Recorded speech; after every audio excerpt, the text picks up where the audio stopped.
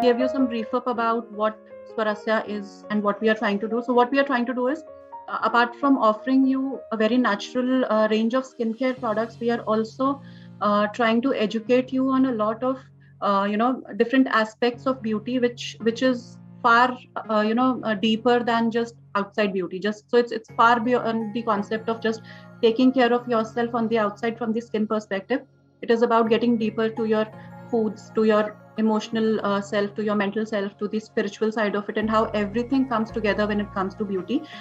This may sound a little overwhelming for now, but the whole idea is when you start to understand deeply how everything comes together, it's more about working on yourself, and then gradually working on yourself to bringing about those small little changes, which will go a long way in terms of making sure that your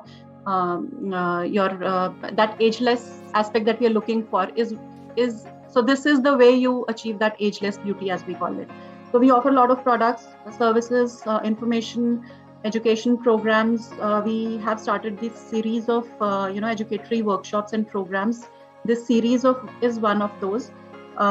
We have already done 3 workshops which are about, so Swarasya concept is divided into 5 aspects of beauty, as we call it.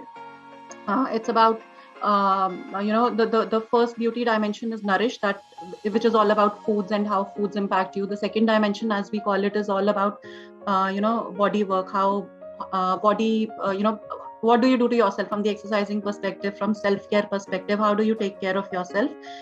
It's about that. And the third dimension is about emotions, which is what we are going to talk about today. Now, if you are interested in knowing more about the other 2 dimensions that I'm talking about, which is Nourish and body work, where we've deeply covered how foods make a difference to how you look and feel, and how exercising and your self-care and your skincare makes a difference about how you look and feel. You can just go to our YouTube channel and see the recordings there. We have those previous session recordings there. Before we actually get into the session, I would just want to announce that we have a giveaway for you all.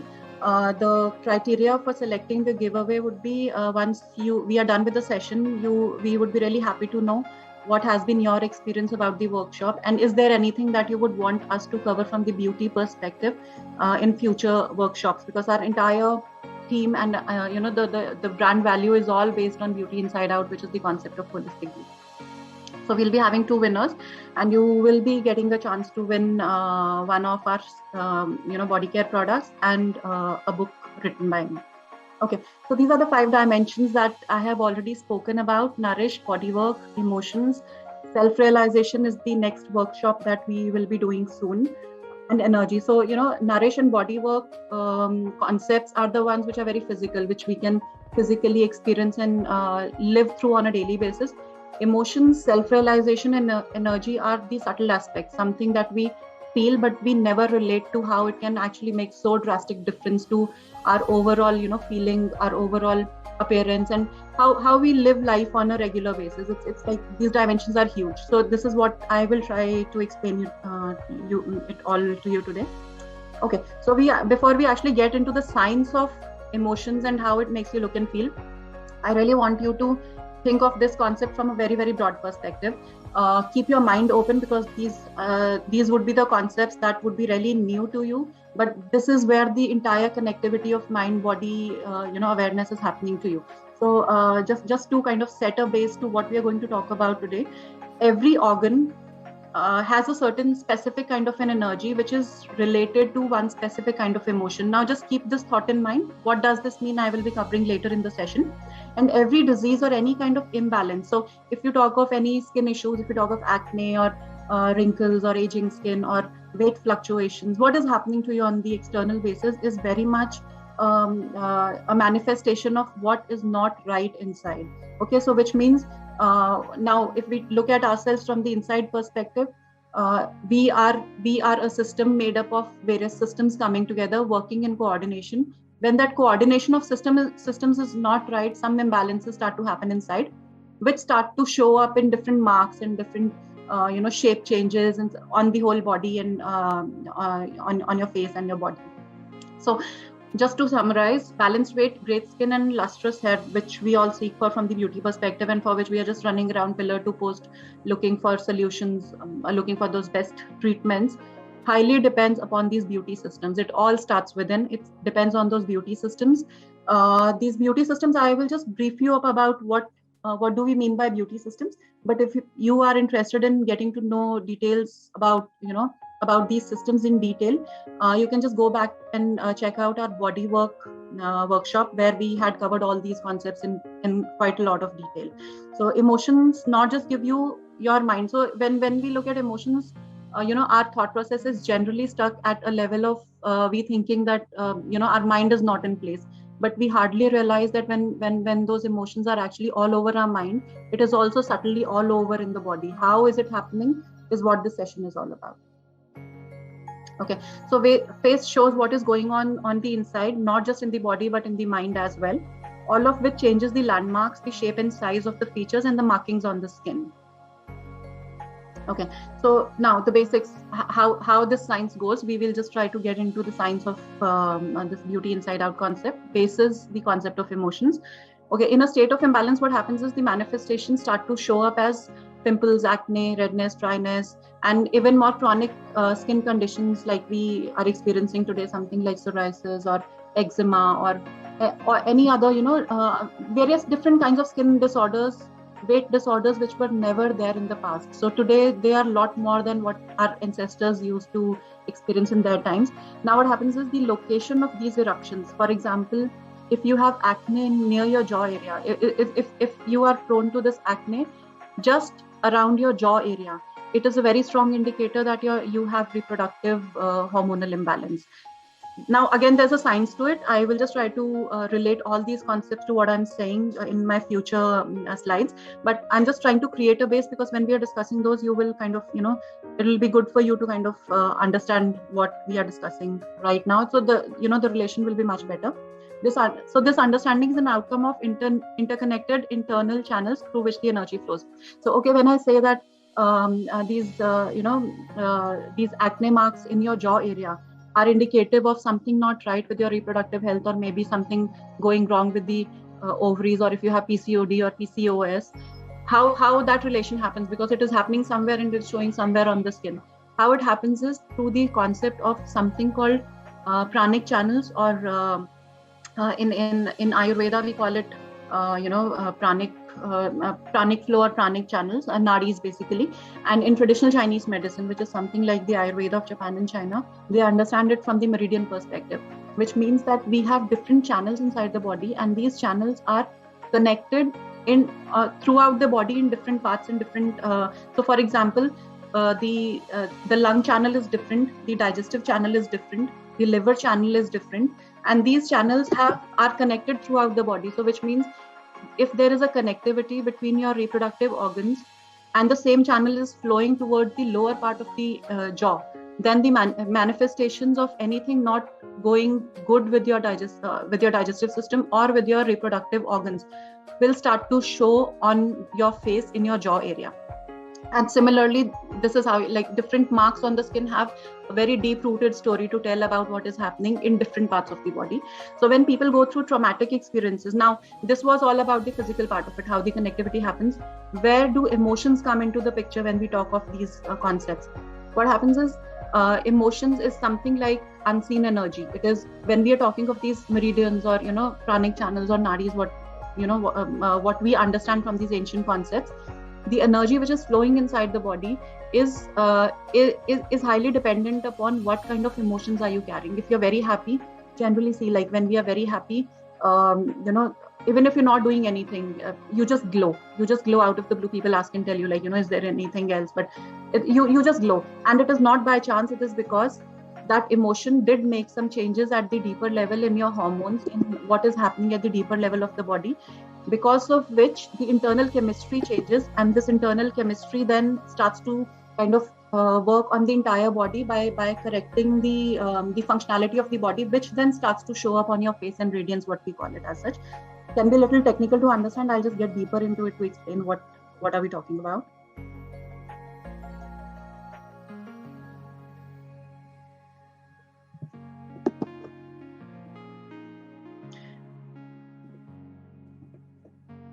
Okay, so what happens is when we talk of wrinkles and sagging skin, what is happening from the emotions perspective? When we are so I don't know if you ever experienced some people having some kind of frown lines, eyebrow lines, or people having these crow's feet, or specific lines on the face, maybe starting from your nose and going till your mouth.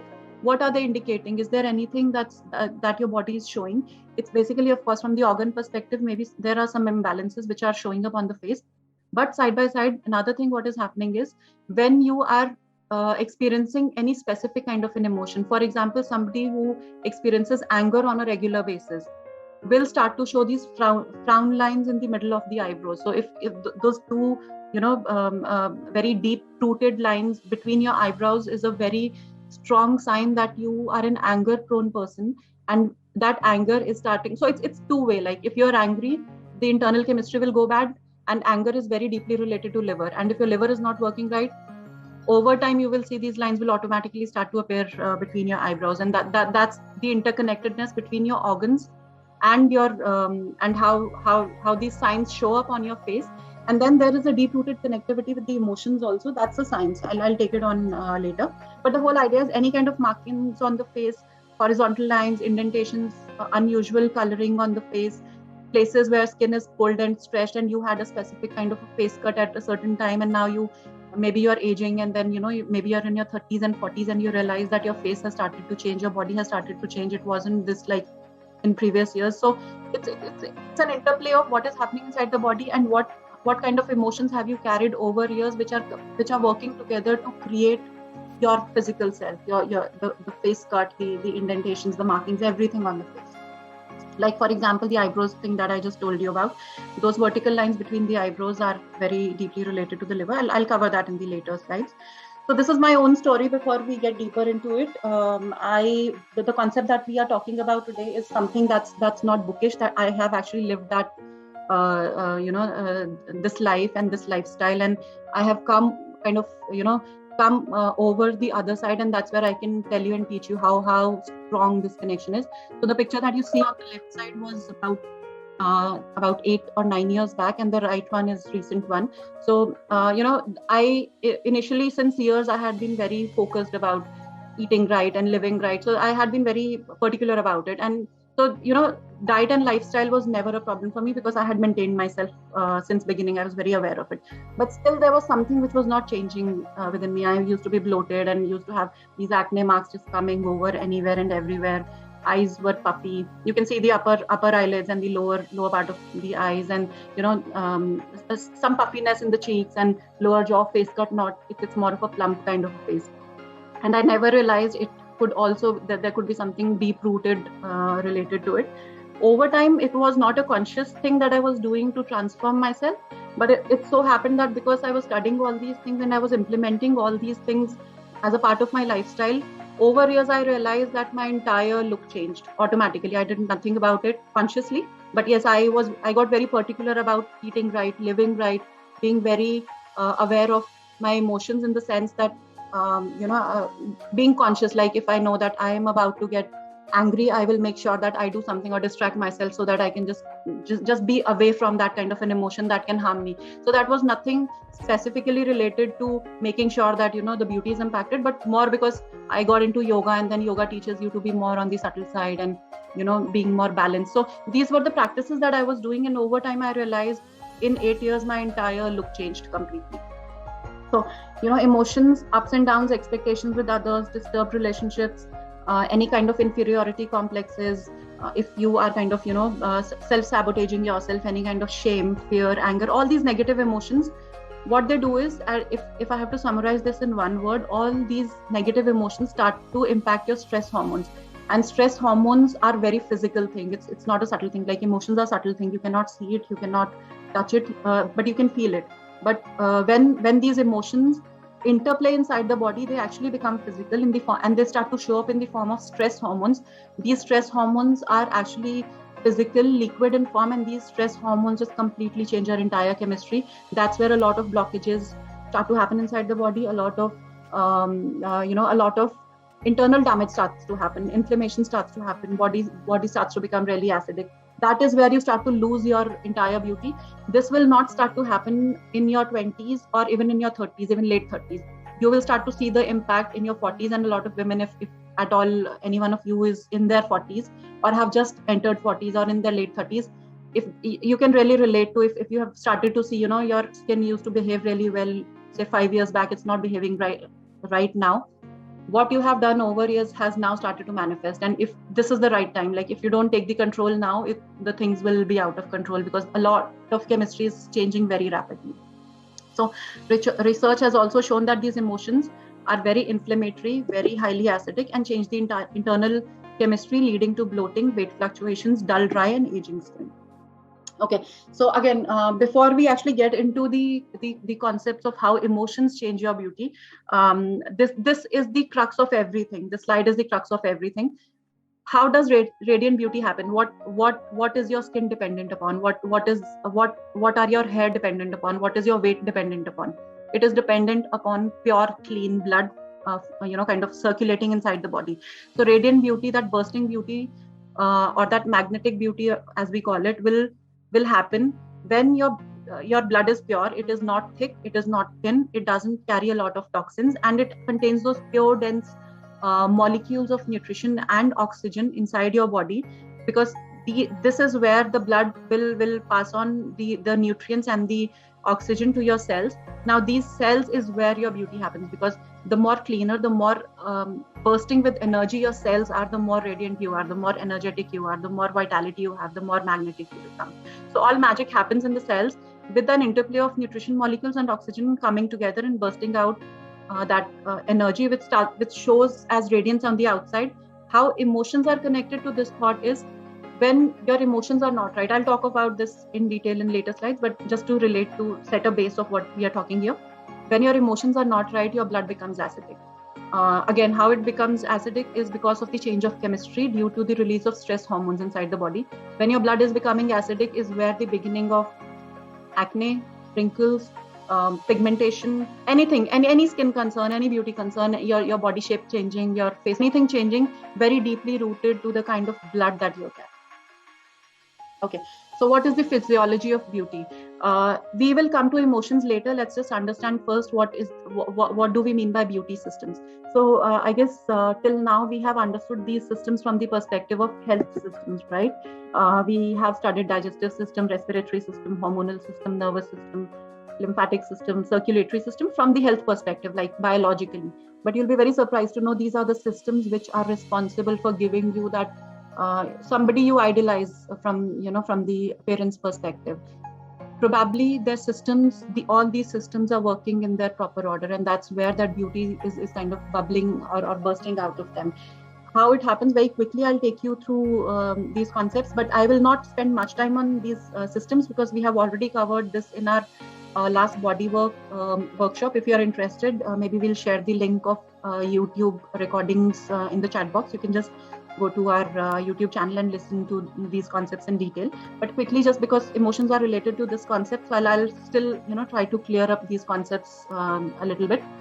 So we have just discussed your blood is everything, right? Now, how does that blood form? The very first beginning of that blood beginning happens when what you are eating is so pure and raw, and all full of those dense nutrients, that your blood is getting those pure nutrients from that food with the help of digestive system, and that's why digestive system becomes one of your beauty systems. We know we have no other source of nutrition except having good foods, right? So, but these foods directly don't create good blood. These foods go through a process of digestion, and this digestion happens in different stages. It's a stepped process. So if there is any kind of concern in your digestive system, starting from your stomach to your colon. So when I'm talking of digestive system, I'm talking of the gut altogether. It starts from your mouth and ends in your colon. So any kind of concern that you have, either from the chewing perspective, maybe you're not chewing your foods well, you're just gulping your foods down, even if it is the best food, even if it is the best salad, but if you're just gulping it down, the load on your system increases. When the load increases, the digestive capacity goes down. So just look at your system very deeply from a machinery perspective. Any machinery, if you start to put a lot of load on that machinery, the capability of that machinery to process its its work starts to go down. Similarly for the digestive system. So if you have consumed foods, and if some issues start to happen at the stomach level, or they start to happen at the absorption level, or they start to happen at the elimination level, which when I say elimination, it is constipation. So if you are constipated, this is where your aging begins with. So this, in modern science, this may not be a very serious thought, and we might just take it very lightly, but in Ayurveda, 96% of any kind of health concerns, including your skin concerns, start when you are constipated.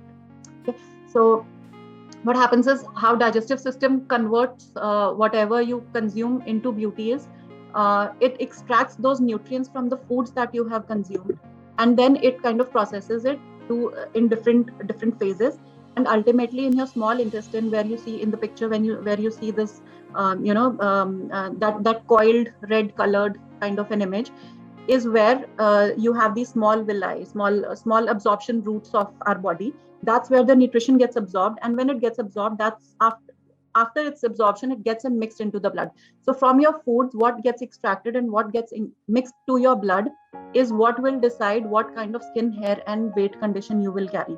So it directly relates to what kind of foods you are consuming and whether or not your system is working fine. For the foods workshop, if you're interested, you can again look out at our YouTube channel. We have very deeply covered the nourish part, which is all about foods, how foods make a difference to your beauty. So now what happens is, when the blood is impure, then it is the beginning of dull, dry, lifeless skin, pigmented skin, pale complexion, loss of hair, and it is indicative of digestive distress. So I'll just give an example. If any one of you is dealing with severe acne, or any kind of aging issues, or even weight fluctuations, the very first organ that you need to see, irrespective of you cut down on calories, or you start to apply any anti-acne creams, or you get your treatments done, these are very, very quick fixes, because it is all manifesting from the inside. It's like something like it's simmering from the inside. You are just putting something like a plaster on the outside, and that's the reason you do 100 treatments, nothing works. Why? Because internally what is causing it has never been solved. So digestive system is your first beauty system.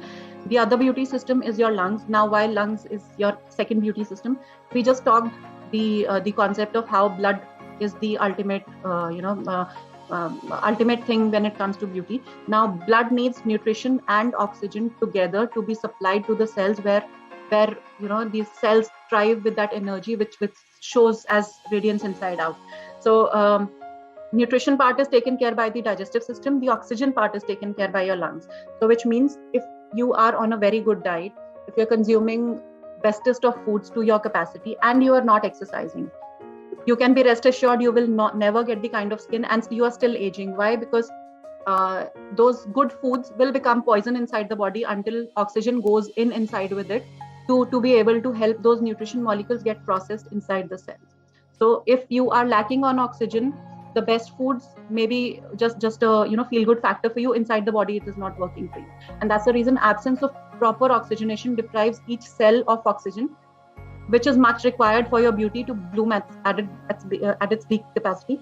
Any one of you, if is into by any chance exercising, you can see how your skin glows immediately when you are done with your either a yoga class or a running session or whatever. So what is the science behind it? It is the science of oxygen. You have just oxygenated yourself. That is just bursting out outside of you in the form of beauty. So that's a very layman understanding of what we're trying to discuss.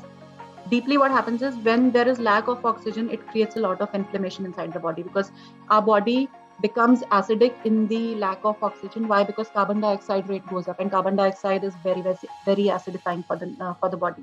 So when it comes to acid, we are just looking for looking for those specific foods which are acidic for us. So foods is just one category which is acidic for us, which is hardly 25 or 30%. 70% acidity inside the body happens when you are holding a lot of carbon dioxide inside the body.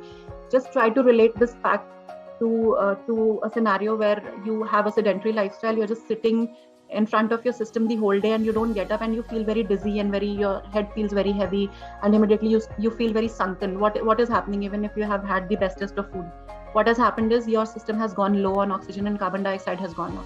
And carbon dioxide is up, everything goes haywire, whether it be your skin or your feelings or your energy or your emotions or your any health concerns, they start to rise. So it's a very connected science. When you think of foods, you cannot think of foods alone like foods. You have to think of foods and oxygen together. And when you are now, the latest researches which are happening are also proving that skin concerns, the severe ones like psoriasis, eczema, urticaria, and all these severe kind of skin conditions are major reason is that we are sedentary, we are not breathing well, we are not using our lung capacity well. So that's what makes lungs as your second beauty system. The third one is the nervous system. This is the most important ones from the emotions perspective, so which is our topic for today.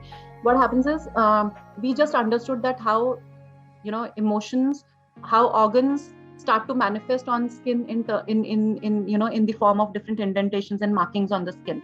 But what is it that communicates to the organs to behave that certain way? We know that our organs are not working on themselves. There is some energy or there is some signaling being passed on to the organs to behave a certain way. For example, when you are hungry, your digestive system is not telling you that it is hungry. That signal has come from the brain telling your digestive system through the connectivity of hormones, which hormones and neurotransmitters. And what is the communication channel? It is the nervous system. So those lights that you see in the image on the right is basically the transmission of neurotransmitters. Neurotransmitters are also a category of hormones, which means if your internal communication is not right, you're consuming bestest of foods, you are doing exercise also, but your state of mind is not good. You are a worrier, you are an anxious person, and you are an overthinker. Still, you will not be able to achieve the kind of beauty or the kind of appearance that you're wanting. Why? Because the stronger hold lies with the nervous system and the hormones. Simply because it's very important to understand how these hormones work. I will talk about it later, but as of now, just understand that nervous system is a very strong system when it comes to your appearance. And we can feel that somebody who's very sad for a long time, you can see how their skin just starts to look very dull, and that radiance is not there. There is something which doesn't look very good about them on their skin. So nervous system is the third one. The fourth one is your lymphatic system. Lymphatic system, why? Because let's assume that everything is right. Your digestive system is also right. You're oxygenating also right. Your nervous system, maybe your emotion wise also you're all well. Still you are facing some concerns, which is like acne, breakups, and a lot of water retention kind of conditions where you feel as if the body is all full of water. Where is it coming from? It is coming from all full toxic lymphatic system. Now, what is lymphatic system? It is something like the sewer system of our body. Okay, so we have this circulatory system, which is all about blood, and we have this lymphatic system, which is where all these white blood cells, and it's basically our immunity. You can also in second as a second term, you can also call it your immune. That's where your immunity is strengthened and built. So if your lymphatic system is clogged, now how will it get clogged? When you are not moving your body in a vibratory pattern, something like just to give an example, something like jumping on a trampoline or something like a skipping is where your body is loose, but it is something like it's vibrating from top till bottom, right? So that vibratory action is what moves the lymphatic system. The irony is that inside our body for circulation, we have been blessed with a heart, so we need not worry about our circulation. Even if we are not moving, the circulation will happen. Of course, it will not happen the way we want, but it will still keep happening. But lymphatic system does not have a circulatory pump inside the body. So the only circulatory pump for the lymphatic system is the way we move. And that's why movement is very, very important. It is not just about doing 2 hours of exercise in a day and just sitting in the bed for the whole day or sitting on your chair for the whole day. You have to and that's why they say, every half an hour or 1 hour, just wake up and just move your body. And it is not, when I say move your body, it is not about those aggressive kind of exercises. It is about, just making sure that all your joints, you are kind of creating flexibility in the joints by moving them in all directions. That's where whatever clogging is happening starts to break down. Clogged lymphatic system leads to toxin accumulation. This is one system where you will start to get a lot of acne from. So by any chance, if you are experiencing a lot of acne, this is one system that you need to kind of take care of. Few approaches I just mentioned about jumping is a very good idea to kind of but to get your lymphatic system get working. Skipping is another idea. So all these practices definitely all together go a long way. But if you want to get to know in detail, you can just look out for our bodywork workshop on it. Okay, so we've just talked of this. Now, hormones and beauty. So nervous system and hormones are connected, and this is where actually your beauty happens at the very, very deep level. So this is the crux of everything. Like, it starts from the digestive system, it goes on to your lungs or respiratory system, then it moves on to your nervous system, then it moves on to your lymphatic system, and ultimately at the very deep rooted level, it is the hormones. Now, why hormones? I'll explain the science of that, but let's just see some of the statistics, how hormones impact our beauty. And I guess we all can relate to this. Estrogen, which is the female hormone, is responsible for collagen. It decreases the pore size, it maintains moisture levels on the skin, and keeps us youthful. So somebody who's experiencing a lot of hormonal issues, somebody with PCOS or PCOD, may have experienced that their skin doesn't ever come in control, even if you use the best of skincare, products or treatments or whatever you do whatever, you change your diet, you take a diet plan, you start exercising. Things don't improve very much for the people who have actually experienced how PCOD can just ruin your entire appearance. What is it that is working at the back of it? It is basically imbalance of estrogen happening inside the body. Now, the problem is estrogen is a hormone, and we do not have a direct control on this hormone, which means the only way that we can control this hormone is by improving our diet, by improving our lifestyle, by making sure, by creating a lifestyle which supports balance of estrogen. Okay, so after 40, what are we supposed to do for this? I'll come to that later, but we are just trying to understand how hormones are creating all that havoc inside the body. Somebody who is in their late 30s and just entered 40s, or about to enter 40s, can very well see how drastically everything starts to change inside their body. Like, they may be having a very good skin, or hair health may have been very well about say 4 or 5 years back, and immediately as you are about to touch 40, somewhere within 2 to 3 plus minus years range of 40, you start to see that some things go wrong. You do anything, things just don't get in control from the skin perspective or hair perspective. Even for the weight perspective, if you were able to lose weight in your 30s or mid 30s, in 40s it becomes even more tougher for you to lose weight. Why does that happen? Because there is something called perimenopause, which is a stage which sets in, which is a part of natural cycle. It is a part of each and every female reproductive cycle. The problem is this cycle has fast forwarded in past years because of the way we have started living and the way the kind of toxin exposure that we have gotten. This toxin exposure is coming from everywhere through our skincare products, the kind of household products that we are using, the kind of foods we are consuming, the kind of lifestyle that we are living, the kind of endless products that we are giving an entry to with endless chemicals entering into our body through different sources. And also because of our emotions, because emotions ultimately create certain hormones, and these hormones act as toxins inside the body if not controlled. So 40s is the time where you really need to be very, very vigilant if you really want to maintain yourself for the coming years. This is where you actually need to, if you have not taken care of yourself in your 20s and 30s, this is the time, because if you lose this time, then things go out of control. Why? Simply because estrogen, those attributes of beauty that we're talking about, collagen, pores and moisture levels on the skin, youthfulness, plumpiness on the skin, is all dependent upon what levels of estrogen are you holding inside the body. Now, I want to be very, very clear of this concept that when we are talking of estrogen, does not mean that if we are getting low on estrogen, we start taking supplements. I do not ever do that. If you are on any kind of hormonal supplements or birth control pills, this is the worst thing to be on. Why? Because estrogen does not work all alone. It works with a combination of different hormones coming together. So when you get onto these birth control pills or any kind of hormonal treatment for your body, these hormones are just working on one specific kind of a hormone. So this might balance one hormone, but what happens is, because this hormone is working with different spectrum of hormones, the others get imbalanced. So precisely, you're not gaining anything, you are balancing one and imbalancing others. So that medley of things going wrong doesn't get better. Your one problem will solve and the other one might start, which is related to the other hormone which gets disturbed. So, this is not a solution at all. What is the solution? The solution lies in supporting your diet and lifestyle in a way which supports the hormones. What it takes to support your hormones, I'll talk at the end of the workshop. So, okay, so coming back to the hormones, the stress hormone cortisol. So we are talking of estrogen, which is a female reproductive hormone. The other kind of hormone that creates havoc on our skin is the stress hormone. It makes us feel drained, dull, and blood deprived. And we've seen that somebody who's been very sad or overthinker or anxiety prone over years, you can see that their skin is not, so as a personality they are not very radiant, they're not very attractive or magnetic. Something in them does not attract you.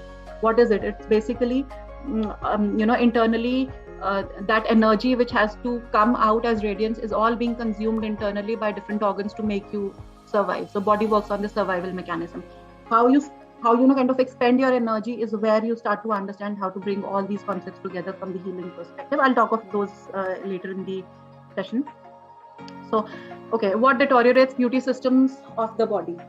At the physical level, we all know that, we've always, there are a lot of sciences and we keep studying about how foods create acne, or they spoil our hair health or our weight or whatever, we know that. But what deeply also works equally is your emotions. Now, these are the folds of emotions. I guess a lot of us can relate to this. So the first picture that you see those frown lines in the center. This is a direct indicator that anger is something that this person is too much prone to, and their liver is not working fine. Because when liver is contracted, or when liver is not able to process toxins right, this is where the signs of liver start to happen between your eyebrows. Those crow's feet is an indication of dehydrated body, and of course it is also related to your different organs inside the body. I'll talk of them later. Then those puffy eyes in the lower left side of the screen. That puffiness under the eyes is a direct indicator that your kidneys are not processing water right, which is a condition of edema also, which we call water retention. When your body is holding a lot of water, and specifically at the level of your kidneys are not able to process out all that, all those watery wastes out of the body. The kidney meridian that we're talking about is directly related to the eyes. So any kind of issues with your eyes, whether it be dark circles, whether it be crow's feet, whether it be that puffiness, is directly related to kidneys not processing the liquids right. And then on the right side, you see those aging signs and marks, and those tight lips, those wrinkled lips, direct indication that your digestion, your absorption is not right, because your digestive system directly shows on your lips. So if your lips are tight and you have these cracks on the sides, it also indicates that you are deficient on B12.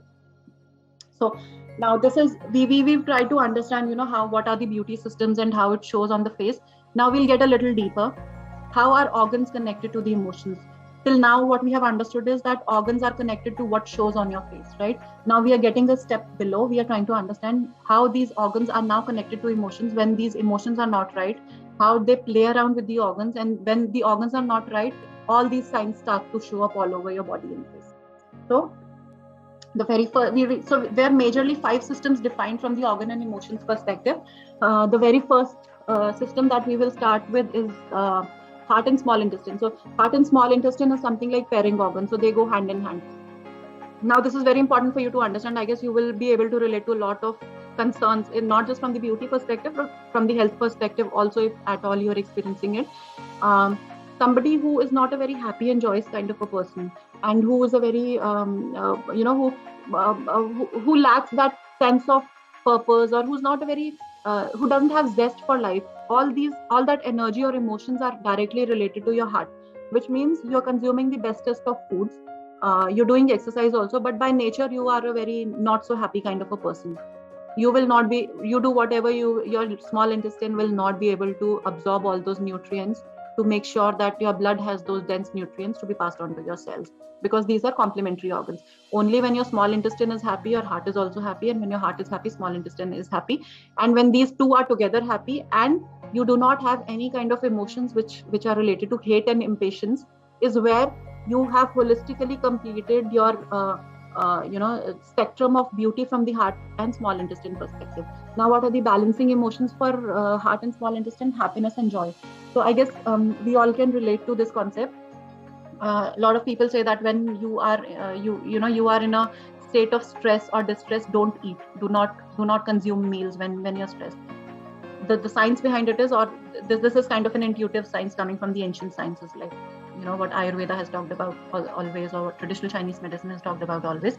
But what they say is happiness and joy. So when you are eating, even if you're not a very happy kind of a person for whatever reason, it could be some personal reasons or whatever, make sure that you are in a balanced state when you are eating, because that's where you are making sure that your small intestine has the capacity to absorb.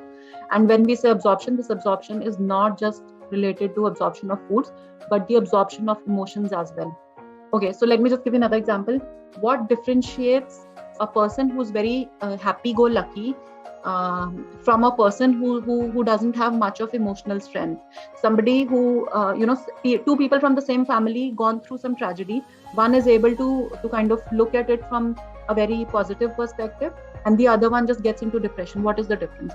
The difference precisely is the emotions. This person, because of his happiness and joy, could release certain hormones inside the body which kept him balanced even in a tragic situation.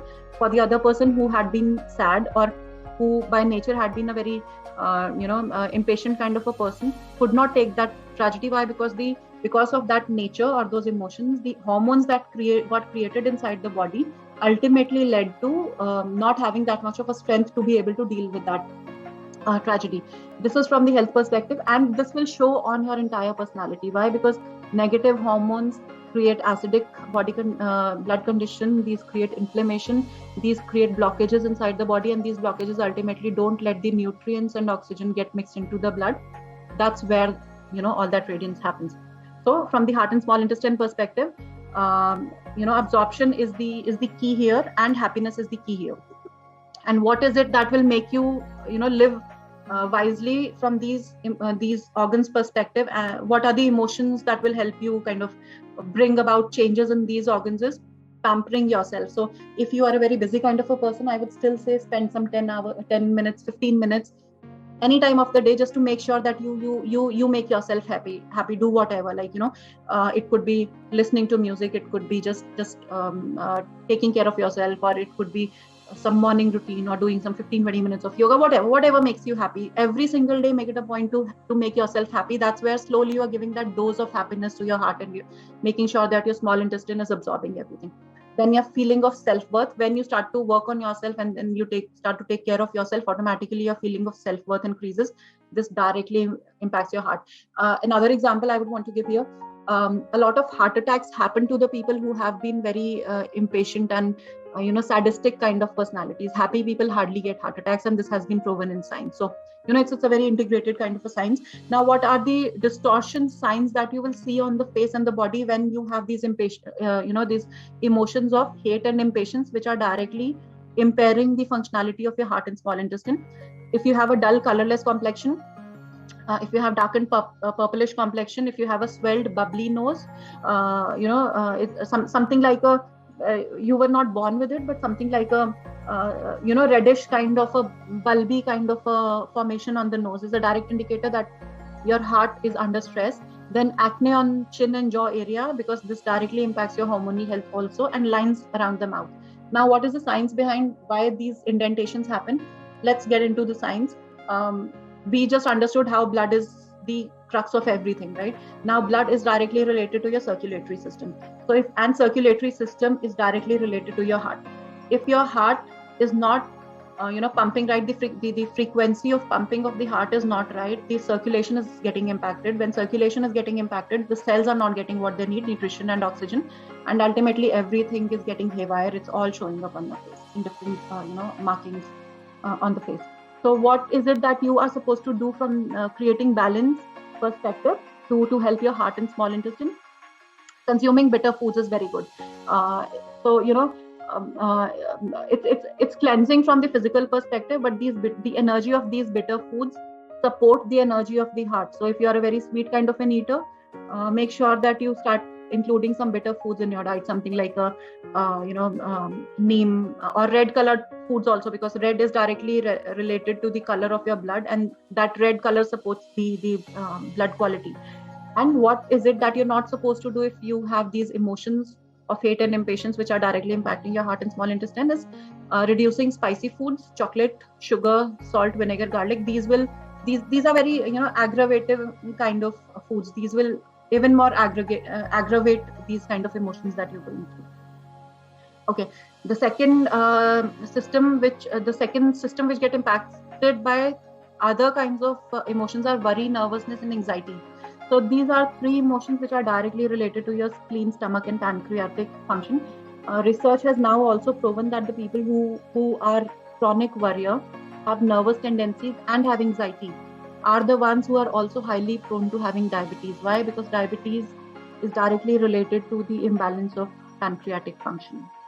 So worry, nerve, and this is something. So this is from the disease perspective. But if you all of us go through these emotions like worry, nervousness, anxiety are the most common emotions that we go through. And if you see, 95% of the people in today's times have distressed digestive health.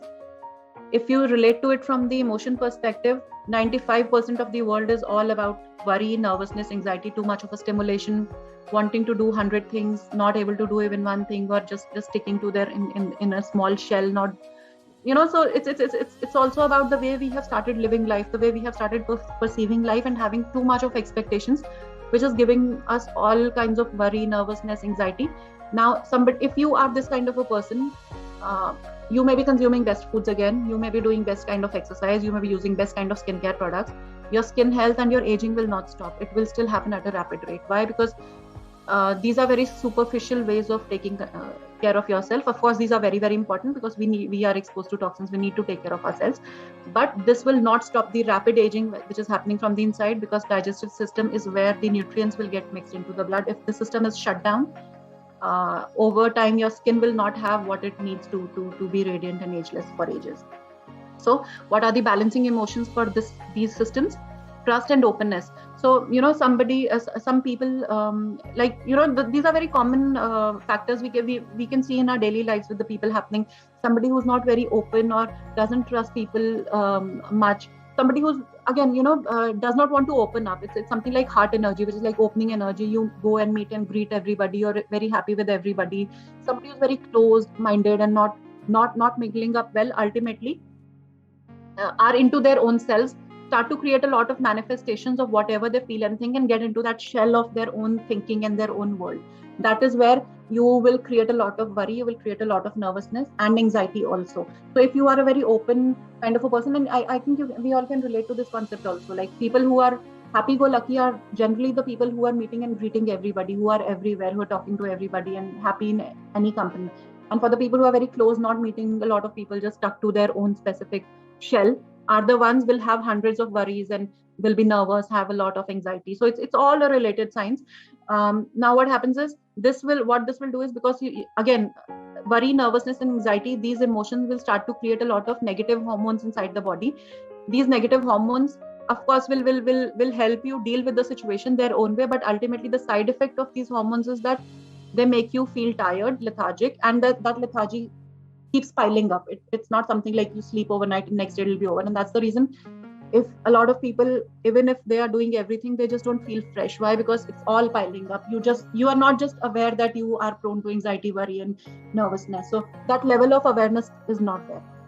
And ultimately what will happen is this system will also block your digestive tract. And this is a science how it happens. It will be covered in the later slides, but as of now, just try to understand the system. And the distortion signs on the face and body as a result of this are going to be, you will be having bad breakouts on the face. This is a direct indication that your stomach is not processing foods right. You will have shrunken and wrinkled lips, because when digestion shrunkens, that the digestive meridian is connected to your lips. You will start to have weight problems. Why? Because the processing at the digestive level is not happening. If you are holding a lot of toxins, ultimately it will start to convert into fat because the processing is not happening right. When you're holding a lot of toxins inside, automatically pigmentation and all those skin marks will start to happen. And excessive hair growth on the face may also start to happen. Why? Because your hormones will go up and down. One of the hormones, testosterone, which is a male hormone, which is also a part of female body, rises in the state of in such a state of distress, and when systems are not functioning fine. And ultimately all these things coming together ultimately start to show up as how you look and feel. what are the foods and which can support these systems and also help you deal with these emotions. Sweet flavored vegetables, something like a pumpkin or a sweet potato or carrots, all these root vegetables, they settle down your system, they settle down your digestive tract. When your digestion is happy, your mind is also happy. I guess again we all have experienced this. When your stomach is full, we all feel very satisfied and happy. When the stomach is not full, we feel that growling feeling, that anger starts to happen, that irritability automatically starts to happen. Again, it is a very correlated kind of a science. From from the reduction perspective, you're supposed to go low on dairy, meats, cold raw foods, ice drinks, and refined sugars, because these will aggravate the emotions that we have just discussed. The third system, which is again the beauty system. Now, this system is directly related to your lungs and large intestine. Now, this is a very beautiful concept. If you again want to get into the detail of this concept, I would recommend please check out our YouTube channel for the bodywork session. It's covered in detail there. But these two organs are very closely related. So if you are constipated and you're wanting to get rid of your constipation, you're doing everything from the diet perspective, exercise also you're doing, still you don't feel fully evacuated. What could be one of the reasons? It could be because maybe your lung capacity is not right. So what I'm trying to say here is, if your lungs are working well, the energy of lungs directly impacts the energy of your large intestine. So if your breathing is good, your elimination will be very good. If you're consuming the best food, fiber foods, or doing food remedies, whatever you're doing for your constipation, and you're exercising to your capacity, but your lung capacity is not good, you do whatever, your colon evacuation will not be good. Why? Because there's something called apana energy, which is a yogic concept. It's basically a pranic energy, and that pranic energy gets into our body through our breathing. If our breath is not good, that apana energy is weak and low, and this apana energy or the apana pressure is what creates pressure for us to eliminate. So if that pressure is not built up, those foods are not going to help, because these foods need that energy to get pushed out of the body. And if your lungs and large intestine, whether it is constipation or any large intestine condition, or your lungs not breathing well, you probably may be prone to sadness and depression. Asthmatics, a lot of people who have asthma are generally very low on energy, and they have these saddening tendencies. I would not say depression, some may be, but some may not, but then those feelings of low will be very much a part of them. Why? Because the breathing capacity is not good. What are the balancing emotions for these people? Now what happens is, this is from the perspective of emotions, but it impacts everything about you as a person. If you're a sad person, you would not want to take any chances, you would not have courage to do anything, you will not be a risk taker, and you will not let it go. Like the emotion or the act of letting go in yogic sciences is about take a deep breath and just release it, right? So that's an act of letting go. But somebody who doesn't have that capacity of breathing only will not be able to let go. When we say let go, which means not letting go carbon dioxide from the physical perspective, holding carbon dioxide means a lot of acid, which means your system getting impacted in a sense that your blood is getting acidic. Now, blood is acidic, which means your skin will have all kinds of conditions that we're talking about.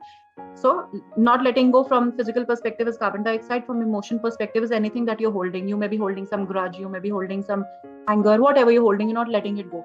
So where does the beginning happen from the transformation perspective? The balancing emotions would be gradually, being self-aware and being self-realized, taking some small little steps to transform yourself, standing for the right, letting go, not clinging to the things and just starting to let go, is where you start to help your lungs and these emotions which are related to lungs and large intestine. Now, the feelings of loss, sadness, depression, and drain of lung energy is something which is also impacting your large intestine, which is causing which could also be one of the probable reasons of large intestine or the bowel functioning not being good. Now, when the bowel functioning is not good, you are again holding a lot of toxicity. You are not able to eliminate the feces. Now, when the blood circulation is happening, all the toxicity which doesn't go out gets circulated in the blood again. So the blood moves and picks all that toxicity again. It means the blood which should be carrying all that pure nutrition is carrying all that toxicity. This is the same toxicity which is converting into acne, which is converting into pigmentation, which is converting into all kind of colorless or these aging factors that you see on your skin and the body. And now the science is also proving we are prone to a lot of allergies in today's times, like sinus congestion, food allergies have a very direct relationship link with the way we breathe. So if you look back to our ancestors, they were more of a on the move kind of people. They used to work in the fields, even if not fields, they were all these transportation mechanisms were not there, so they were moving a lot, they were walking a lot, which means their lung was already on working through the day. They were doing a lot of household work. So by not by choice but by chance, their internal functioning was right. Today we are not doing anything, we have everything all set, we are just sitting and enjoying life. To a certain certain extent, of course, things seem well. And as we start to get into our late 30s and 40s, you start to see rapid decline of everything happening, health issues starting to come up, skin getting bad, hair loss happening rapidly, weight not getting right. It's all a manifestation of the organs which we are not using right, and the emotions that we are holding inside, which we are not kind of letting go. Now the impact of this on your face and body is going to be bloated face, something like you see in the picture. If you have those hollow cheeks, something like a lifeless kind of a face, which doesn't have that plumpiness, is a direct indication of sadness, which is directly related to your lungs. The moment you start to breathe better, you will see some changes happening to your cheek health also. And from the food perspective, what foods are going to support lungs in the cleansing activity are going to be the pungent foods. And that's the reason we say, like, if you have any kind of respiratory disorder, ginger is something that is highly recommended because it has that pungent kind of energy. Onions, radishes, mustard green, radish, all these foods have that pungent kind of an effect on the lungs, which opens up the lungs. So, but that opening is not enough. You also need to spend time exercising to open up your lungs to have that full capacity breathing, and that's where you see a lot of things will automatically start to change. It takes time. It is not a quick fix, but then you have to stick to it. Give yourself 2 to 3 months and see how beautifully a lot of things will start to change. And then the foods which are going to make negative impact on your lung health and kind of increase all these emotions of sadness, depression, are eggs, dairy, rich processed and fatty foods that also cause congestion inside the body. And this congestion begins at the lung level and that gets deeper to your digestive area and everywhere inside the body. Now, kidney and bladder, this is one organ pair which is directly related to hair loss. Your kidneys are responsible for your hair. It's if I have to just summarize in one line. And the emotions which are related to kidneys are fear and flight. So again, a very relatable example. A child, if you scold a child constantly, this child has this tendency of passing out in pants. Now, this is a very good example, directly indicating that if you create fear in somebody, you lose your capability to kind of hold your kidneys, and bladder function gets weakened. Okay, and what is the kind of emotions that will help you counter that emotion of fear and fright to support your kidneys? It's going to be being gentle and calmness and silence. So of course, it is easier said than done that we take control of these emotions, but the whole idea is it all starts with awareness. Now that you know all these things, you know that it's not good for me, and it's not just impacting me at the mind level. My entire body is getting involved in all the emotions that I'm going through. What do I do now? I consciously make an effort to calm myself. Maybe I get into some yogic practices. Maybe I do something that I like doing, so that I start to get away from all these feelings that I'm going through. I start to become more gentle and polite in terms of talking to others. Even if I have been a harsh kind of a person or a rude kind of a person, let me start changing myself. So, all these small little things, but it all starts with self-realization. So this is the topic that is the next topic for our free workshop, which is all about, how do you self-realize yourself? How do you realize that these are what is not good for me, and then what am I supposed to do? But as of now, the whole idea is if you are conscious, if you're aware, if you're mindful, you will automatically be able to take control of all these emotions that we're talking about, not by fighting with them, but by taking control of them from the perspective of replacing them. So if you have fear and fight, then you don't work on fear and flight. It will not go. It is an emotion which you have inherited over years.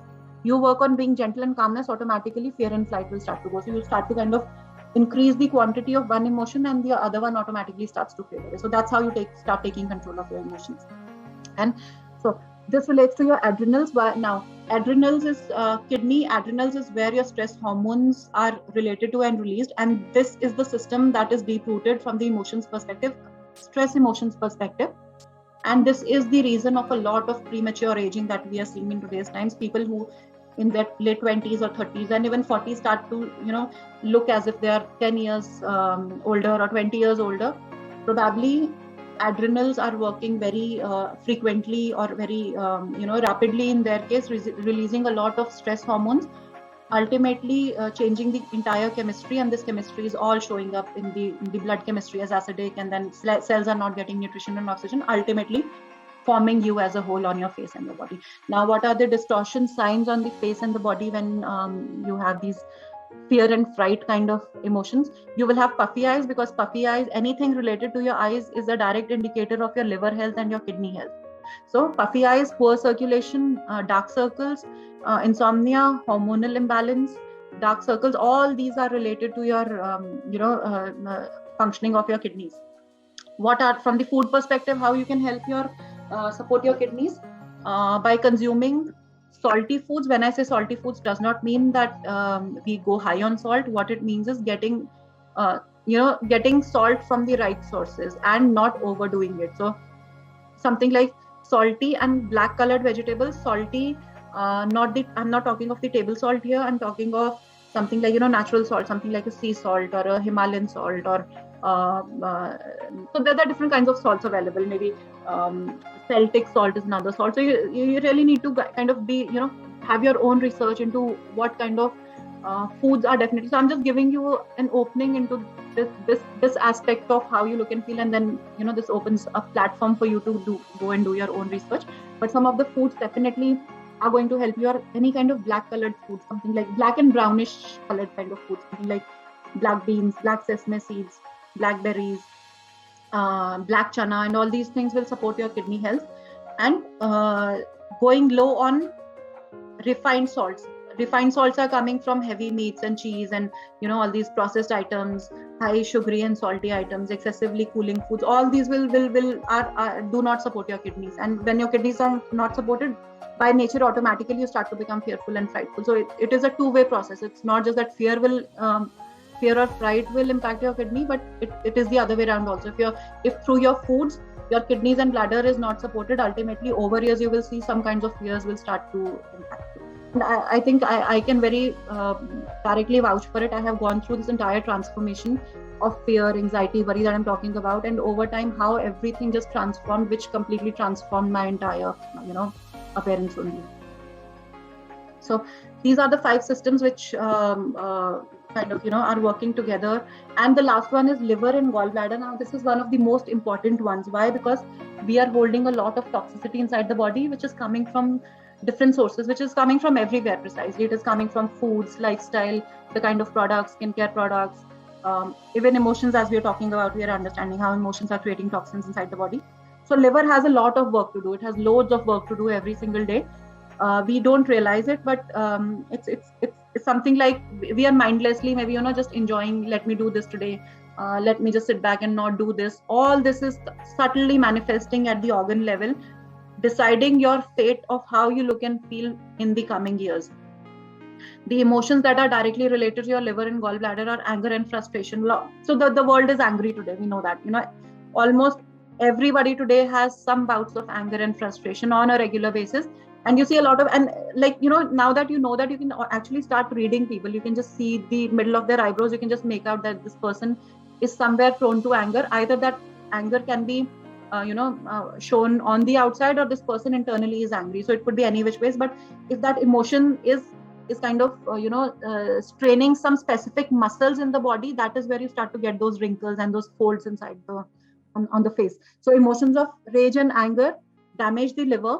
Now this is also the organ, somebody who is suffering from PCOS and PCOD and estrogen imbalance, which we just talked about in the previous slide.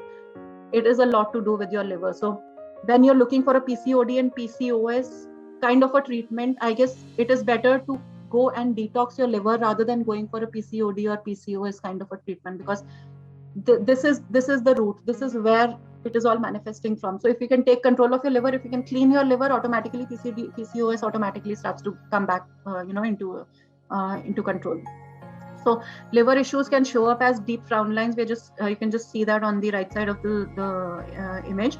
Liver issues happens two ways. Like we've just discussed, what are the two ways that that the appearance starts to get hampered. One is through foods. The other side, the subtle side, is the emotions. Through foods, it is coming from too much of sugary foods, too much of toxin-related foods, too much of processed and refined foods, colas, and all these packaged items, frozen foods, whatever you're choosing on daily basis. You don't even know what you're creating for yourself in the coming years. And alcohol is one of the biggest foods which will make you prone to anger, and ultimately that anger will start to show up on your face in the form of these frown lines. So that's how the entire science is coming together. And dull and cloudy eyes also related to congested liver. And that's the reason, if somebody has jaundice, the eyes go yellow. And jaundice, we know, is a condition related to your liver. So that's a direct connectivity. You can make out how liver starts to show up in the health of your eyes. What are the foods that will support liver? Sour food, something like a lemon, something like a cabbage, or mung bean sprouts, or bell pepper.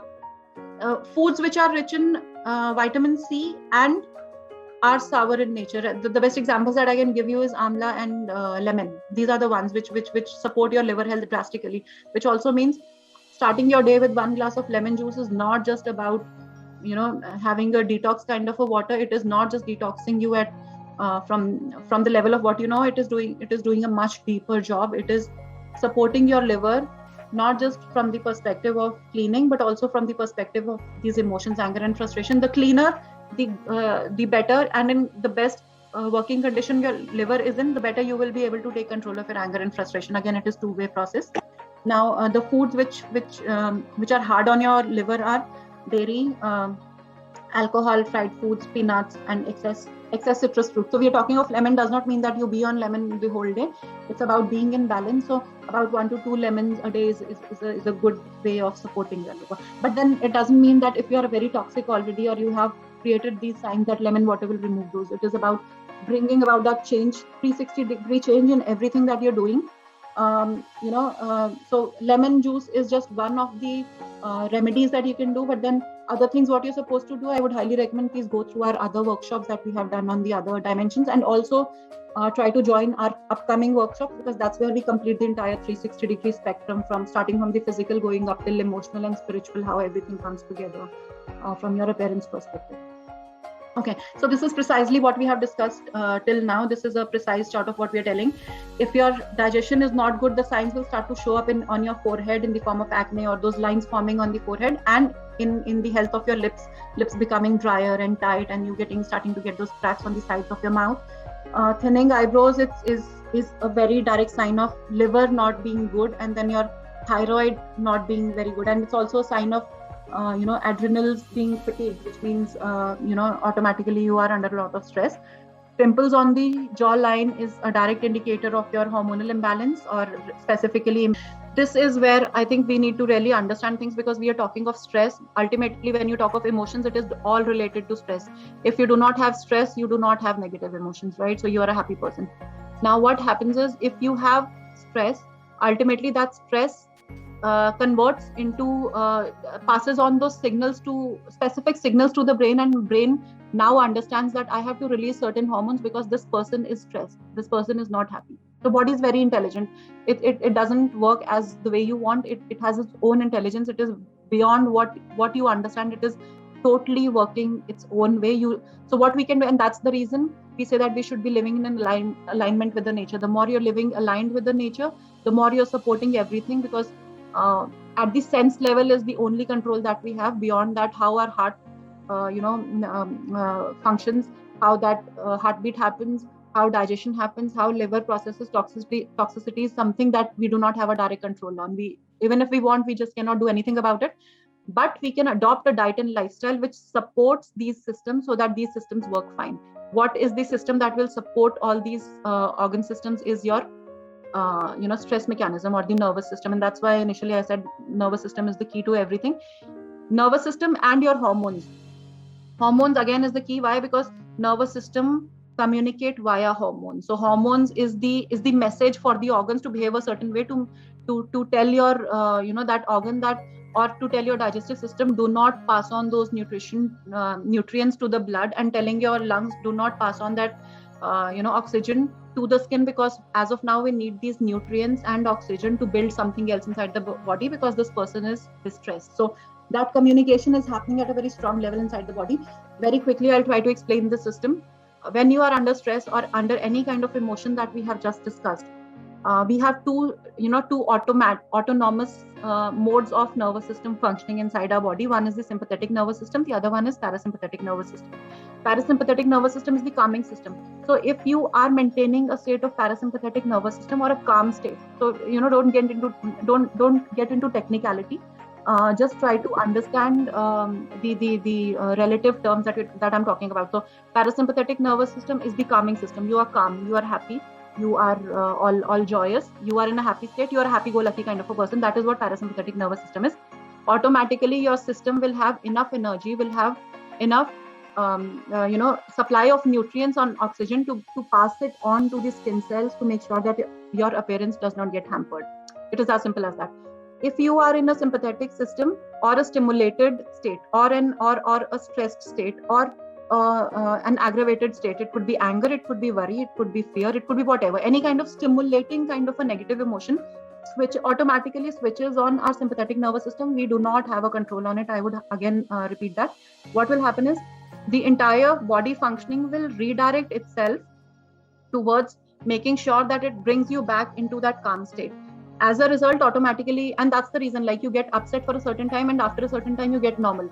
Now we see as if, okay, we got upset and we got normal, but what changed inside, or what hard work our body had to do to make sure that we get back into that calm state or parasympathetic state, has automatically taken a control on your appearance. Why? Because the energy. So in a state of sympathetic nervous system or a stimulated system, the very first system, beauty system, that will shut down is your digestive system. Your digestion will not work. It will go very, very slow. And that's the reason they say that when you're stressed, you should not be eating. Just make yourself calm and then sit back for eating. Why? Because when you're eating, it's all sitting inside. You have eaten, you think, okay, you're full, even if you're stressed, but the system is not processing it, which means if the more it is lying in your system, the more it is getting fermented, the more it is getting destroyed, the more it is creating bacteria. So, leave alone the processing of nutrients, that definitely is not happening. But on top of it, all that bacteria and all that toxic, morbid stuff is also creating inside the body. So ultimately, your system is becoming very acidic. Your circulation is getting impacted, because the focus of circulation now is to bring you back to balance, and the entire chemistry changes. The entire focus of your system changes to bring you back to balance. So as a result, your digestive system will shut down. Your breathing will go, it'll go little deep, but deep in a very stressed state. Like, we know when we are stressed, how the breathing pattern happens. It's not normal. It gives us a lot of anxiety, and we're breathing really very quickly from the lungs, not from the diaphragm. So all these things, all these systems, the functioning of these systems just goes up and down, because of which the blood does not get the right nutrients. Rather, even if it is getting, it is not reaching the skin cells. It is reaching that zone of the body where it needs to bring you back to balance. So now all this communication is happening through the nervous system. The brain is passing on these signals through the nervous system with the help of hormones to all the organs, and telling the organs what to do. If your digestive system has been told by the brain through the nervous system, and the message being passed by your hormones telling that shut down, because as of now it is emergency, I need to bring you back to calm state. So I'll not be able to supply those nutrients to your hair and to your skin and to your maintaining your body. That is not a priority for me right now. So so this system is important. I'm not saying that it has to shut down forever, because we are dual in nature. We need both the systems. But the system, we have been blessed just for the stress situations, because as humans, we are supposed to experience stress situations. What is our body supposed to do in those stress situations is what this system is meant to. It's been given us as a backup for us to be able to deal with the stress situations. But how are we living these days? We are almost in sympathetic mode all the time. It could be, and the important thing to know here is, being into this system is not just about actually facing the fear. It is about some self-created factors also. Like, for example, if you have over-exercised, that is a stress for your body. You don't even know, but if you are just tiring your body like anything with exercise, it is an overstress for you. You can get into these details on our bodywork workshop on YouTube. Then if you are, say for example, you are very sleepy and you are just kind of consciously keeping yourself awake just to finish off some movie that you're watching at night, you are creating stress for your body. If you are if small little tasks at home that you don't like doing or you don't want to do, or you've taken some work that you think, okay, I will do it, but let me just do it and just it'll just pass, that is creating stress. So what I'm saying is stress is coming within us from everywhere, either consciously or subconsciously, or through real factors or through unreal factors. Real factors could be the situation which we do not have control on, but some situations that we do have a control on is where you start to take control of the system. For example, now over exercising creates a lot of stress for the body. You do exercise, but you do it in balance. You do everybody's personal capacity is different. You don't have to overburn yourself. That is where you will enter the sympathetic mode. Then you rather than thinking what is it that is giving me stress, start diverting yourself to seeing what is it that makes you happy. Even if you're doing that activity for 15-20 minutes or 20, talking to somebody or releasing your emotions, that's where you are again switching on your parasympathetic system. So anything that you do to calm yourself ultimately will bring the entire system functionality in balance, which ultimately in the long run will make you ageless. So this is about stress system, which has which is related to it, and the stress system communicates via hormones that we've just discussed.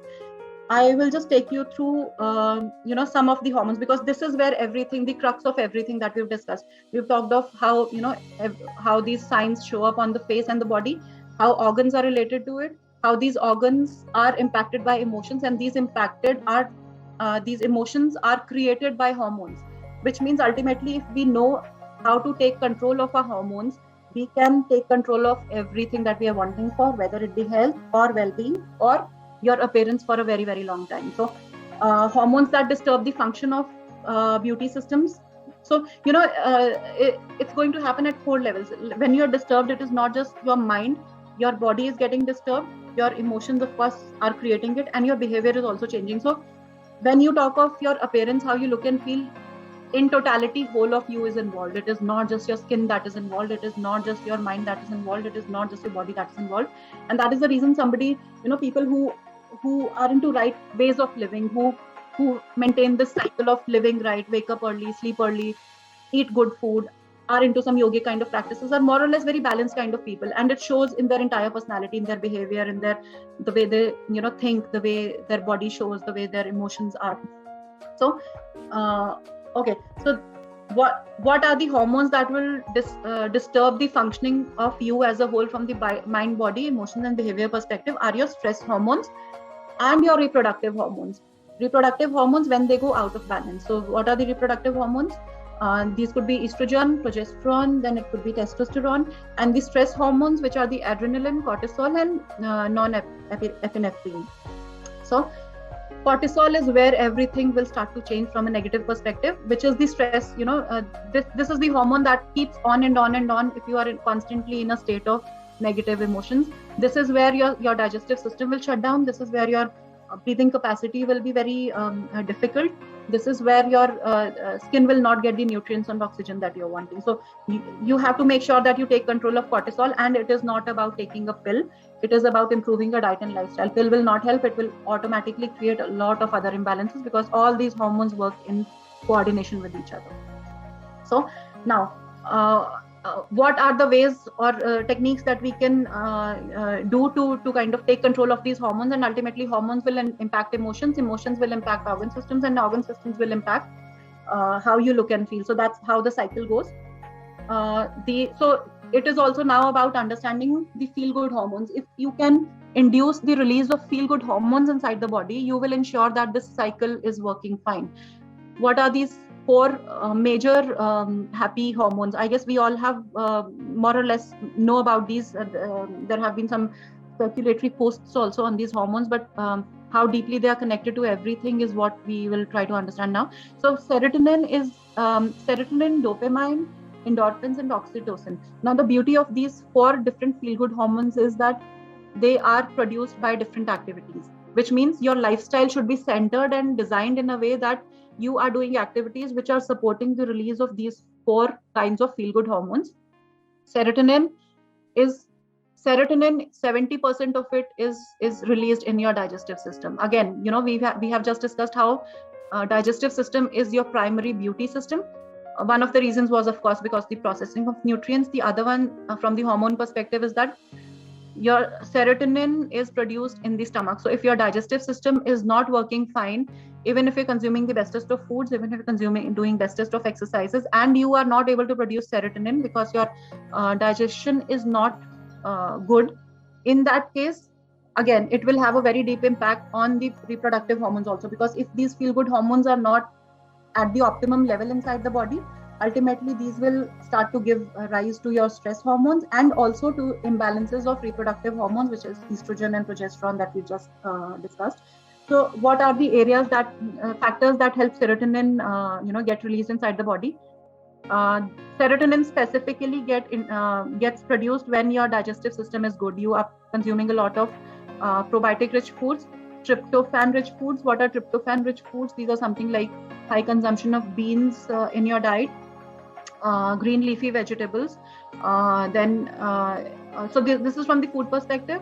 From the lifestyle perspective, sunshine is very, very important. We just know how we get out in this under the sun, and immediately we just bloom up. Even if we know, sun does have its own negatives, radiation and all that. But what we are talking of, sun exposure to sun, not in the peak hours, but in the off peak hours. I think this is something to feel about. You get into the sun, even if you're feeling very dull and depressed, and you get out immediately into the sun somewhere around 5 o'clock or early morning, somewhere 7 8 you immediately feel a sense of feel good inside the body. What has happened? It's not by chance. Your serotonin just got a boost. Then the second feel good hormone is dopamine, which is majorly related to achievements in life, something like manifestations. So you dream of something and you worked for something and you achieved it. Something you have been dreaming to get into some job, and you got into that job. So that will give rise to dopamine. Now, you don't need to get only into a specific kind of a job to release dopamine. This is about rewarding yourself. Okay, so which means if you've done something good for yourself or for anybody, this will automatically you need to actually give boost to it by self-praising yourself, not sabotaging yourself. You really have to do a lot of self-talk to keep this feel-good factor up, which means meditation will go a long way in supporting this, or rather all of them, but this is specifically related to manifestation. When you're achieving something, when you're doing something good that can make you really come up from the emotional perspective, can make you rise above the negativity. Then meeting and breaking goals. So why there is a lot of focus these days, a lot of life coaches have come up, and there's a lot of specific field only has opened up as a life coach, and understanding how do you design your goals, which wasn't there earlier in the past. Psychologists understand when you have goals and when you start achieving these goals from a very small step perspective. Like you have a bigger goal, and then you divide that goal into small little steps and break down further into achieving these steps on a daily basis. Like you maintain a journal, writing down what you wanted to do and the small step that you took. Automatically you will see that light will that bulb just kind of lights inside you. You just feel that spark of energy. So this is where dopamine just happens. So have goals and start achieving them. This is where you will release those feel good factor of this dopamine hormone. From the food perspective, it's again about whole grains and green leafy vegetables and going high on beans. That will support that. And then endorphins is specifically related to exercise, and that's the reason when you go out for exercising and when you come back, you realize that immediate, for no reason, you feel excited and happy and good. And the last one is oxytocin, which is all about intimacy and being close to your loved ones. So maybe cuddling and giving a hug to your loved ones, or having a feeling of compassion and trust. This will automatically increase this release of the specific kind of a hormone. And it is also dependent upon amino acids, which means having good quality protein will give it a rise. Okay, so just to kind of quickly summarize, what are the beauty hormones which have an impact on how you look and feel, and what kind of hormones make you look which way is what I'll just try covering here. Estrogen, which is a female reproductive hormone, is one of the major hormones. That's the reason when our menstrual cycle is at its peak during our when it starts from the time till our mid 30s is where we are at the peak of our beauty. As this hormone starts to decline, as we start to reach more of the perimenopause and menopausal kind of a stage, this hormone starts to decline, and with the decline of this hormone, the skin thickness starts to go down, skin starts to become thin, moisture levels go down, skin doesn't remain supple, youthful and plumpiness is all gone. And imagine what we are just looking for, that one product miracle that can just bring about those changes, miraculously. It doesn't work like that. It's very, of course, outside products can definitely help you, but if you're looking for that long-lasting kind of an effect on the skin, the way you had in your 30s and 20s, you really have to work internally on all these factors that we've just discussed. The second one is progesterone, which is responsible for your skin elasticity. This is one hormone which is really going very, very low in a lot of perimenopausal women, some females in their 40s and 50s. You really need to support this hormone. Now, again, this is a balance. When you start to support estrogen, progesterone also, to some extent, it helps support this hormone also.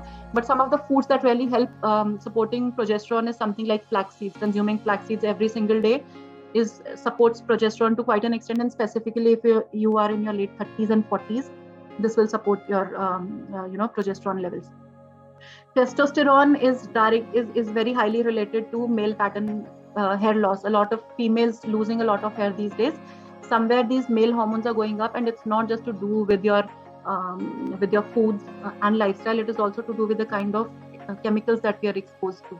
And we don't even know from where all these chemicals are coming in. Even if we are doing the bestest of things, still these may be coming in from our environment, also from the air that we are breathing, from plastics that we are using. A lot of it is coming from plastics that we are using. So as much as you can, just get rid of plastics, even if it is the best quality plastics.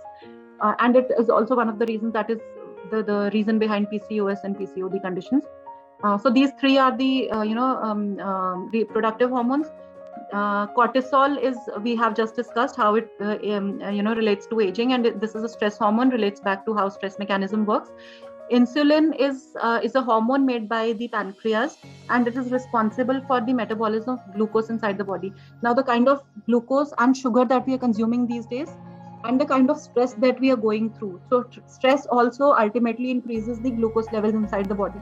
Why? Because when you are under stress, automatically you need glucose to convert into energy, to get energy to be out of stress. So automatically your system starts to create certain hormones which will start to release a lot of sugars in your blood. So it is not just about foods, it's also about your emotions. Your emotions are releasing a lot of sugar in your blood.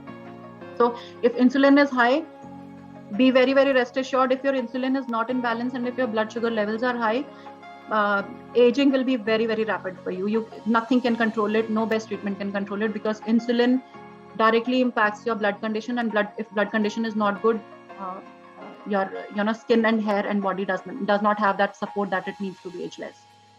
Okay, serotonin, endorphins, oxytocin, so these are the hormones that we have just discussed, which are the feel-good hormones. But how they impact your beauty, I'll quickly take you through. Serotonin is a feel-important hormone, and it is responsible for controlling huge part of your brain function. So when you feel good, it is produced in the stomach, and that's why they say your gut is called as a second brain. Why? Because there is a strong connectivity between how good bacteria works and impacts, passes on certain signals to your brain, and how these feel-good hormones are also manipulated by these good bacteria, and ultimately sending these flawless signals in and out, and that's where you feel good and happy. It will it controls mood fluctuations, also the sleep cycle. A lot of people who go through a lot of lows on a daily basis regularly may also be low on serotonin.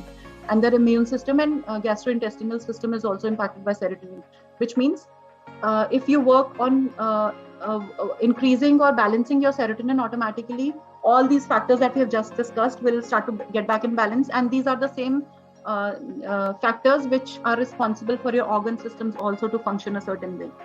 So it all is related. Endorphins are the happy hormones, majorly produced with activity and exercise, jogging, running, yoga, any high intensity exercise. And this is responsible for relieving your anxiety. And we have just understood how anxiety is related to your stomach and digestive system, which is the beauty system. So ultimately, again, this gets connected with how how it makes your skin go a certain way.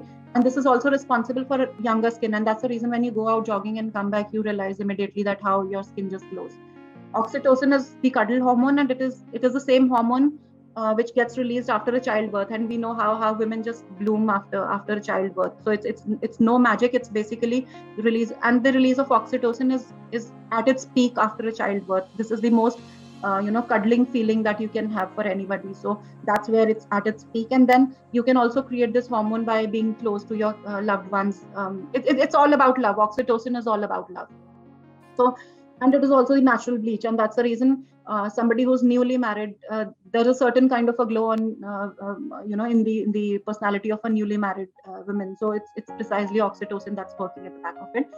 And melatonin, which is the most vital hormone in a female body, melatonin is directly related to your sleep. So if you are somebody who is a late sleeper by choice or by chance, whatever, you can be rest assured you are inviting aging very, very fast. So it is more about a habit. You may have 100 reasons saying that I don't feel like sleeping, I have work, I want to see movies because that's the only time I have with myself. I would rather say switch on your time, start getting up early in the morning and start doing the activities that you love. Even if you get up at 3 in the morning, sleeping by say 9 or 10 at night, you are increasing your age, longevity as well as your beauty factor by the magnitude of it by multiples. Because early morning is the time when your mind is fresh, those hormones are fresh, which have the ability to balance things inside. And when this cycle goes the other way, even if you're doing the best exercise, best food, best whatever, if the cycle is not good, aging will be very, very fast. Okay, what are the things that you can, some of the things that you can boost to improve your emotions? Laughter is one of the best remedies. Just be happy, joyous, do anything and everything that keeps you away. Like we are in these pandemic times, and things do happen when we can just get carried away by whatever is happening. But the whole idea is, whatever has to happen is happening. Nobody has control on it. But the whole idea is you can support others by supporting yourself, by being happy and by being balanced. That's the only thing that you can offer, if at the least minimum. So what are the things? And this is where you will also be supporting your hormones and in totality the entire you, including your immune functioning also. So laughter is directly related to your endorphins. Again, we have understood the entire circle, how these hormones impact how you look and feel. Sleep will directly impact your melatonin and cortisol, which melatonin is the sleep hormone and cortisol is the stress hormone. And it also impacts your serotonin. So which means all these feel-good factors are directly related to sleep. If your sleep is not good, or if it is not in time, even if you're sleeping say 8 to 10 hours, but you go off to sleep by say 1 or 2 and wake up at 9, it is doing you no good. It does not matter those number of hours. What matters is how are you supporting your body functionality. Your body functionality says that by 11 o'clock till next 11 o'clock in the morning, I am in the mode of flushing out toxins. If you're not supporting your body in that flushing out activity, you're holding those toxins. Ultimately, blood is getting toxic and the toxicity is showing all over your face and body. And from the food perspective, it's omega-3 fatty acids. The ones we've just discussed, something like increasing the consumption of flax seeds and chia seeds supports the release of serotonin, the feel-good hormone. And exercise and massage, exercise we've just discussed, massages like self-pampering yourself releases serotonin and endorphins. Cuddle or even a hug to your kids or to your loved ones supports oxytocin. Be complex in diet will go a long way in supporting the release of these hormones as well. So, everything is coming together when it comes to your beauty as a whole. The last thing that I would want to discuss is the concluding mantra and the checklist. So a lot of factors we have discussed, but additionally certain things that will also help you kind of take control of you as a whole, including your emotions, is going to be, if by any chance you are on any kind of birth control pills, I guess this is something that nobody talks about. Just stop having it, because you are creating a bigger web of hormonal imbalance inside the body by increasing one and imbalancing the other. So in one area, of course, you're supporting, but the other hormones are getting disturbed. And we have just discussed how hormones are the key to your beauty and appearance and agelessness. Keep your blood sugar levels balanced, which means go low on sugar. Make sure that your insulin levels and blood sugar levels are balanced. Go low on processed foods, because this is where the blood chemistry will start to get acidic. Start to consume a lot of omega-3 fatty acids. This is where your collagen and elasticity of the skin is maintained. Manage your stress levels, because stress, we have just understood how it impacts your entire appearance, but it also releases extra glucose in the blood, which means extra blood sugar and extra insulin, and that cycle starts back again. And use purest kind of skincare. Do not compromise on the kind of skincare that you use, because we are exposed to a lot of toxins just with 3 or 4 or 5 different kinds of skincare products that we are using. A good idea any day is to just go and look back at the labels of the skincare products that you're using, and go back and research what is the impact of these chemicals on your skin, and you will get to know, you will be amazed to see what you're doing to yourself. So, from the food perspective, what supports your emotions is whole grains.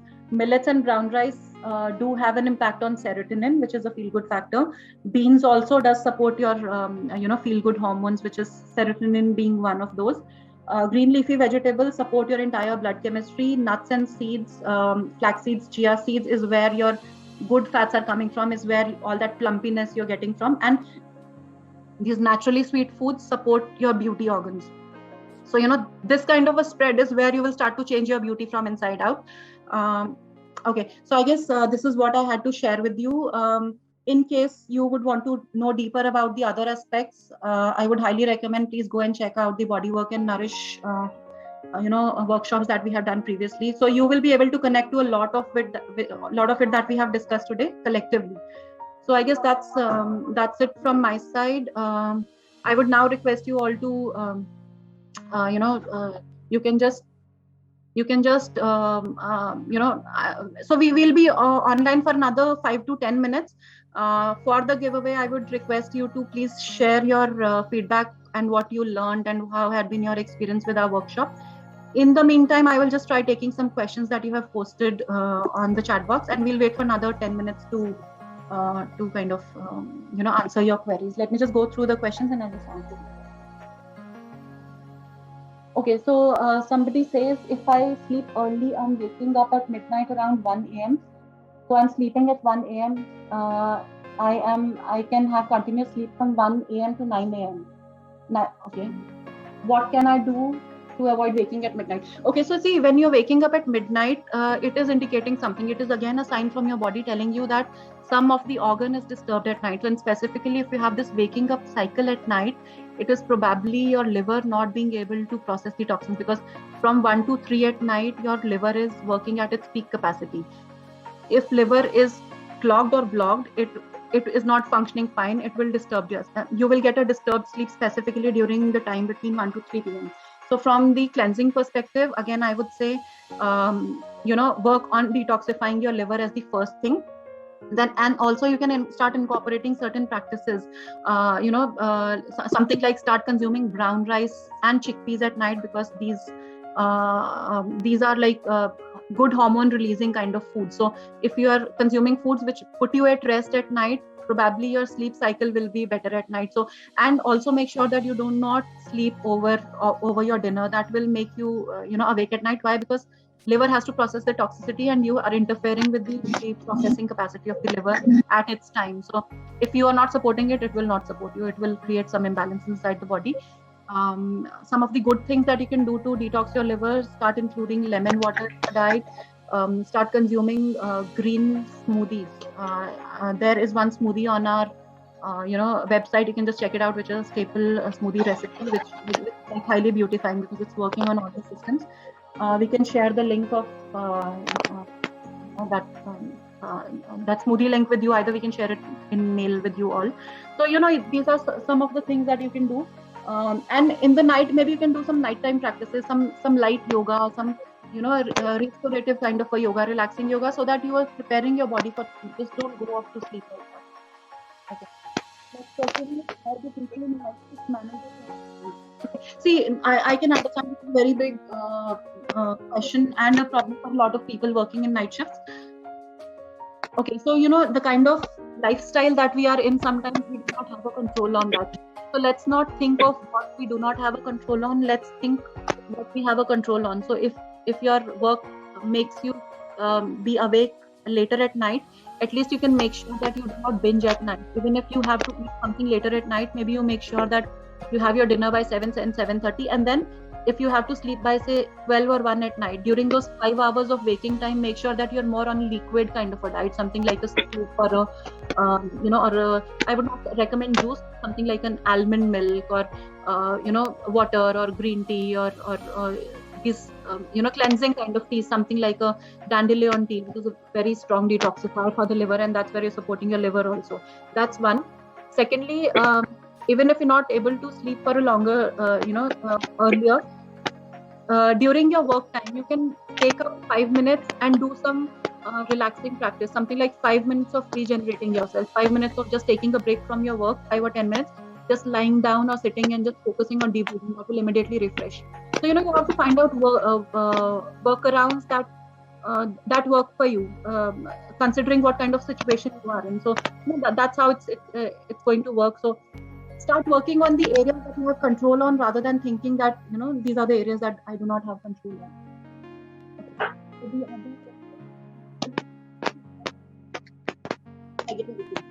Okay, see, this is something that I would say is it's a long-term process. It's something that you really have to work on a constant basis. It's not something that will happen to you in a day. But I can just share my experience, what started working for me. So I have been a very turbulent kind of a past, coming over to where and what we are doing today, and that's the reason there's so much of a depth of what we are talking about, because it does make sense, and that's how it works.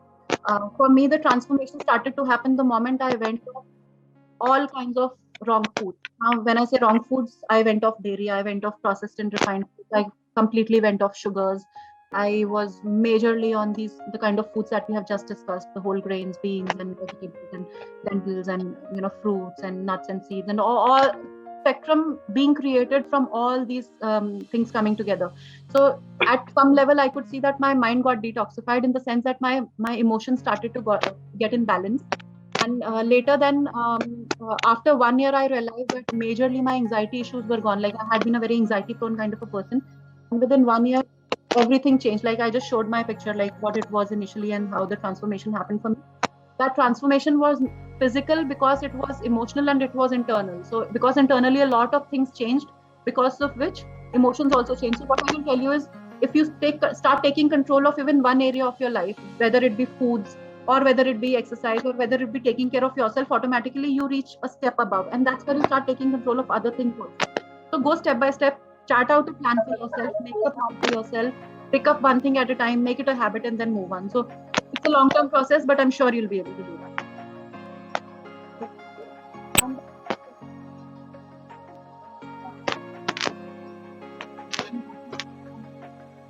Yes.